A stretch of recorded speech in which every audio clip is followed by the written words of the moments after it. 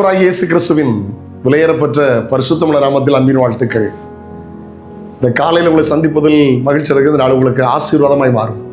பெற்றோர் கவனத்திற்கு என்று சொல்லி ஆரம்பிக்கிறேன்.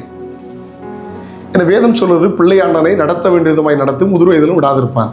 நம்ம பிள்ளைகளை சரியாக வளர்க்கணும்.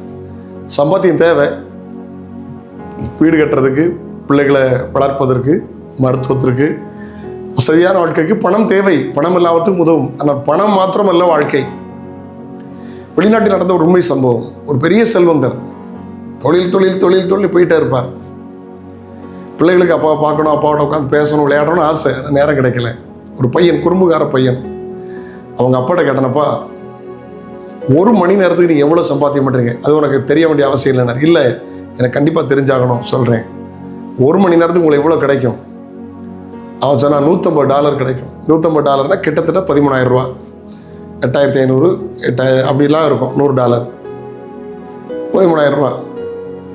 அவன் திடீர்னு சொன்னான், இப்போ எனக்கு ஒரு $20 தருவீங்களான்னு கேட்டான். $20 தாங்க அப்படின்னா. அவர் கோபமாக பேசினார். தர முடியாது, உனக்கு எதுக்கு பணம், போ அப்படின்னார். அவன் கட்டில் போய் சோகமாக படுத்துட்டான். அவர் தன்னை கட்டில் படுத்துட்டார். மனசு கேட்கல. கிட்ட தடையிட்டு, மக்களே உனக்கு $20 எதுக்கு? நான் தாரேன், உனக்கு எதுக்கு வேணும்?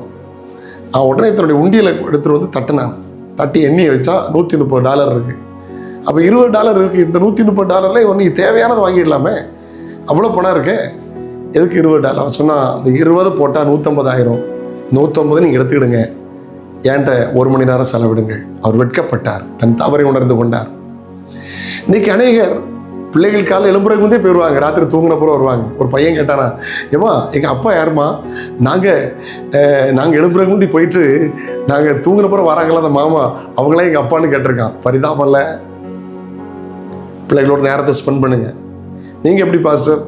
நான் நேரம் ஸ்பெண்ட் பண்ணியிருக்கேன், பிள்ளைகளோட விளையாடி இருக்கிறேன், ஃபுட்பால் விளையாடி இருக்கிறேன், கபடி விளையாடி இருக்கிறேன். எங்கள் அக்கா எல்லாம் திட்டுவாங்க, சின்ன பையன் மாதிரி கூட விளையாடிட்டு இருக்கிறேன். அந்த நாட்கள் மறக்க முடியாது. இன்னைக்கு பிள்ளைகள்லாம் வளர்ந்துட்டாங்க. இன்றைக்கும் உட்காந்து பேசுவோம். சில நேரம் பைபிள் பேசுவோம், சில நேரம் செக்குலரான காரியங்களை பேசுவோம். ரொம்ப ஜாலியாக இருக்கும். ஆசை பேசுகிற மாதிரி இருக்கும். ஆனால் எங்களுக்கு தான் தெரியும் அதை காரசாரமாக பேசுகிறது எப்படின்னு. பிள்ளைகளோட நேரத்தை ஸ்பெண்ட் பண்ணுங்க. உங்கள் பிள்ளைகள் ஆசீர்வாதமாக இருப்பாங்க. ஆமென். பிள்ளைகளுக்கு உங்களுக்கும் கேப் இருக்கக்கூடாது. ஹல்லேலூயா. வாசிக்கலாமா அந்த வசனத்தை? நீதிமொழிகள் 22:6. பிள்ளையானவன் நடக்க வேண்டிய வழியிலே அவனை நடத்து. பிள்ளையாண்டனை நடக்க வேண்டியதுமாய் நடத்து.